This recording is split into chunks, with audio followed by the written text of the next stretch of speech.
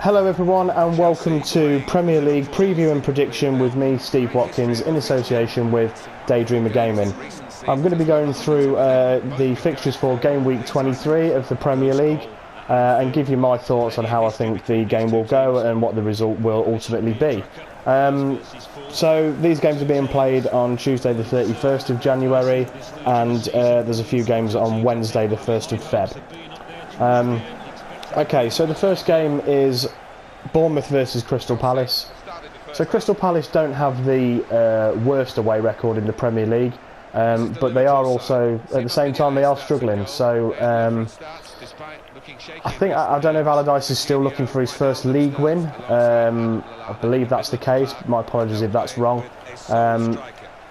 It's not been a good start for Allardyce. I think people expected him to come in and hit the ground running like he normally does and galvanise the team, and that they would quickly climb up to sort of the mid-table and, you know, look very comfortably safe already. But that hasn't happened. So this is quite an important game for Crystal Palace. They've made some signings in this window. They've bought Jeff Schlupp. They've also bought Patrick Van Aanholt. So Allardyce has obviously identified a weakness on the left side in the left back position. Van Aanholt is naturally a left back, and Schlupp can play left back, and also he can play left wing and centre forward if you're very desperate. Bournemouth only lost 3 games at home this season, so I think despite Palace needing the win, I am going to go with Bournemouth victory on this one. Next up we have Arsenal against Watford. Arsenal at home have a great record. They've won 8 this season at home. Watford away. It's always going to be difficult for any team to go to the Emirates, really. Arsenal are coming off the back of a 5-0 win at Southampton in the FA Cup. Theo Walcott getting a hat-trick. A few players were rested for that game by Arsenal, even though they were still able to field a pretty strong team. I can only see an Arsenal victory on this one, if I'm being honest. It will be, I think it'll be a big ask for Watford to go there and get something. So I'm going to go with an Arsenal win there. So 2 home wins so far. Well, let's take another look at the goal. Okay, next up we have Burnley against Leicester. So Burnley's home form is absolutely superb. It's on a par with Arsenal's 8 home wins. I believe only 1 defeat at home. That will be the thing that keeps Burnley up this season. I was looking at the odds the other day, and Burnley's odds to go down are actually shorter than Leicester's, which I do find quite amazing. Maybe that's something to do with their running and the fact that they've got to go to a lot of these teams and go away, and their away form is very poor. It's actually it's similar to Leicester's. They haven't won away this season either, Burnley, but they're at home on Tuesday, so that's going to be a big advantage for them. Leicester, as we know, struggling big time this season, especially away from home. No wins, just 2 points away from home, those being at Middlesbrough and at Tottenham. Leicester have suffered some heavy defeats away as well. Leicester have had a little bit more rest in terms of game time, playing on Friday night in the FA Cup in a very tough game against local rivals Derby, where Ranieri fielded what would possibly be his strongest 11 that was available to him. Mahrez did come on off the bench to try and salvage the game. Slimani didn't play due to injury, and Andy King was brought in alongside Danny Drinkwater. So, you know, we may see some changes from Leicester on Tuesday. Burnley played in the FA Cup on Saturday with a comfortable 2-0 win. I forget who they played, apologies. I think, given the form guide and given what I've seen from Leicester this season, I can only see a Burnley victory in this one.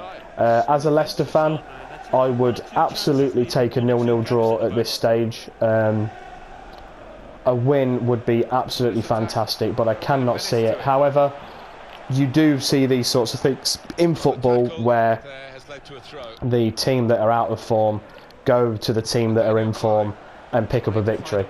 But I am going to go with a Burnley win. I'm going to go with my head over my heart on this one. Next up we have Middlesbrough against West Brom. So Middlesbrough don't score a lot of goals. I'm not sure what strength side they put out against Accrington in the Cup this past weekend. But again, they did only win 1-0. A win is a win, I know that. But again, goals is the big issue with Middlesbrough. West Brom have been superb this season. They're very well organised. We know what Pulis teams are like. Middlesbrough could get drawn into this relegation scrap purely because they do struggle to score. So, you know, if they do concede, then you know you do fear for them if they concede the first goal. I'm going to go with a West Brom win on this one. It won't be again. I'm not expecting an absolute thrashing or anything like that. You know, it could be a tight 1-0, 2-1 victory for West Brom. So I'm going to go with an away win there for West Brom.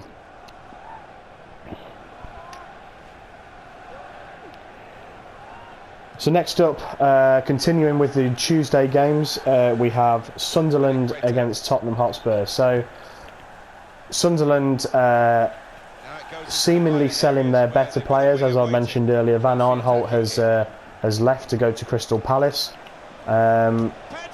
They've become a bit of a social media or victims of a social media joking this week with Moyes, signing Joleon Lescott. Lescott's last club in England being Aston Villa, and we know the difficulties that they faced and he faced whilst he was there as well. They are dead certs with the bookies to go down. I do think this is the year that they will finally go down. I can't see how, even with Defoe up front, how they are going to stay up this season. As for Spurs, they had a bit of a scare at the weekend, having to come from 2-0 down and 3-2 down to win 4-3 against Wickham. A lot of changes were made by Pochettino. However, he did bring on some of the big guns, Dele Alli and Son, who has had a superb season, did come on and did save the game for them. So your big players like Harry Kane, Dembele, Rose, Walker, they've all been nicely rested for this game. I think this is going to be a very, very comfortable 2-3-0 win for Tottenham. Hopefully for my fantasy team, Harry Kane bags a few and Dele Alli gets a couple of assists.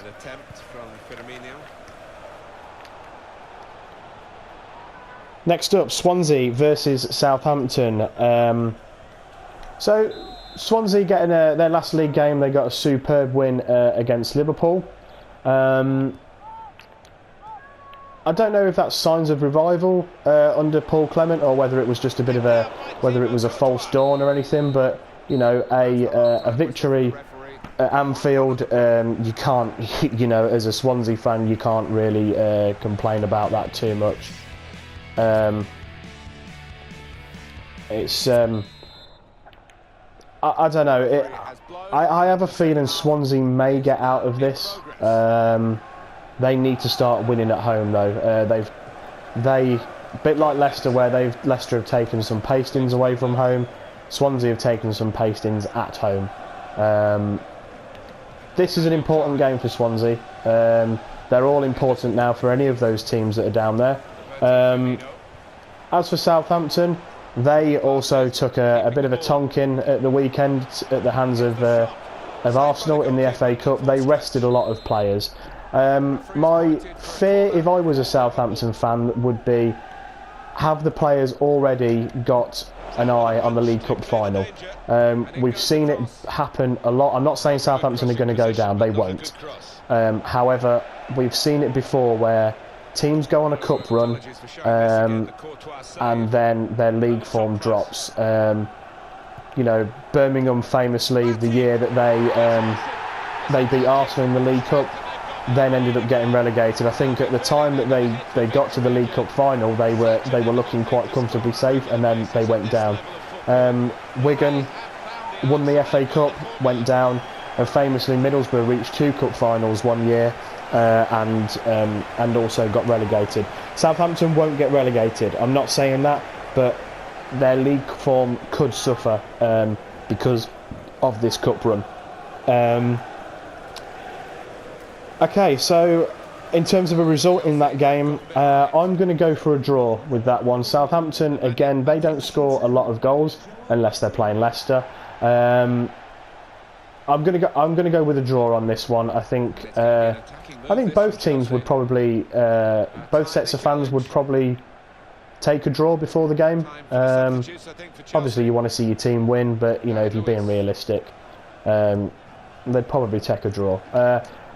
Anyone disagrees with that, you know, put in the comments what your thoughts are. I'm happy to, you know, it's open to debate. This is what it is. This is the beauty of football. Everyone's entitled to their opinion. And, you know, as long as it doesn't get too far and too out of hand, you know, it's good to listen to other people's thoughts and opinions. Okay, on to the big game of these set of fixtures. So, Liverpool versus Chelsea, which is the game that I'm playing now. So Liverpool, as we know, a defeat at the weekend to the hands of Wolverhampton Wanderers. They did rest some players, however, their last league game they lost to Swansea at Anfield. And I believe the stat is it's 1 win in January, and that was away at Plymouth in the FA Cup.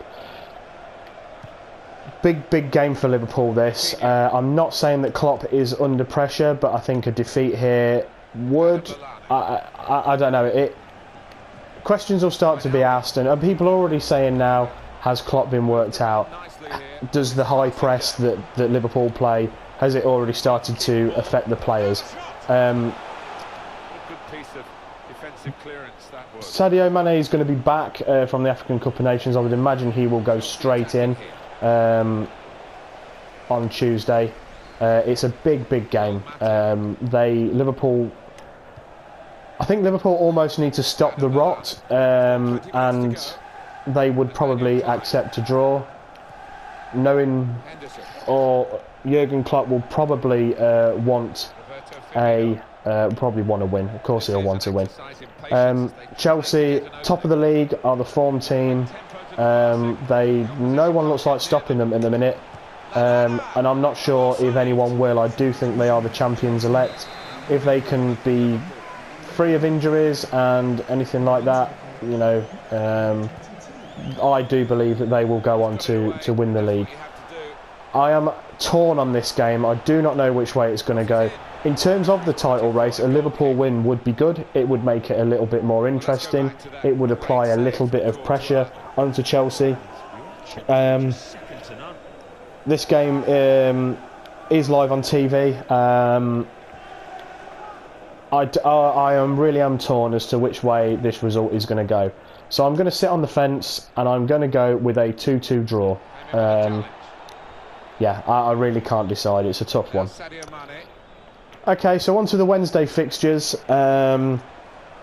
We have West Ham against Man City. As we know, West Ham have had their troubles at their new stadium, the Olympic Stadium or the London Stadium or whatever you want to call it. They have had their troubles there. Their last game against Man City there was in the FA Cup third round, where they took a heavy defeat. However, I think West Ham have turned a corner a little bit, and I think it's mainly I think it's down to the fact that they've that Payet has been told that he won't play for the first team again until his attitude changes, and he's not been training with the first team, and I think that has made a huge difference. He hasn't looked at the races all season. He did score that one fantastic goal when he went on a really mazy run, but it's been obvious that he doesn't want to be there, and I think he's been quite poisonous for the dressing room. I know that Andy Carroll and Mark Noble have come out and criticised him in a way, which that could go either way. Start criticising your own teammates. Man City, you just never know what Man City team are going to turn up. It's either going to be the team that you saw that steamrolled Crystal Palace at the weekend, or it's going to be the team that turned up against Leicester and they'll get beat. I'm going to go for I'm going to go against the grain here, and I am going to go with a West Ham win on this one. As I say, West Ham do look a little bit more solid. I don't think we'll get a similar result to the FA Cup game at all. So I'm going to go for a West Ham win there. Next up is Manchester United versus Hull at Old Trafford. So this game, this fixture was played recently in the League Cup, second leg of the semi-final. Hull actually won that game, or the game was a draw, depending on who you listen to. Hull won that game, and what I've seen from Hull since the new manager Marco Silva has come in, he's got them a little bit more organised. They look a lot better. There looks to be a little bit more confident. However, I do wonder whether they have got enough to stay up this season, or whether we will see them go down. It may be a case of a little bit too late. They have just sold Robert Snodgrass to West Ham as well. And Manchester United, a little bit of a dip in form. However, at home they are a different beast, and I do expect Manchester United to win this one quite comfortably. So on to the final game of these fixtures, Stoke versus Everton. It's one of those tricky fixtures, can Everton go on a cold Wednesday night in Stoke and win? Everton have the capability of winning quite comfortably, but they also have the ability to lose, and Stoke go on and win. Again, I don't know about this one. I'm not 100% sure what the form is for either team. So again, I'm going to go for a draw on this one. So that brings me to the end of my preview and predictions for game week 23 of the Premier League fixtures. I hope you've enjoyed this video. Please like, subscribe and share. Daydreamer Gaming has got a ton of content at the minute, so please ensure that you subscribe to that and have a look and check out all the different things that are going on there. So there's a bit of everything for everyone, basically. Thank you very much for joining me, and I hope to see you soon. Thanks, bye.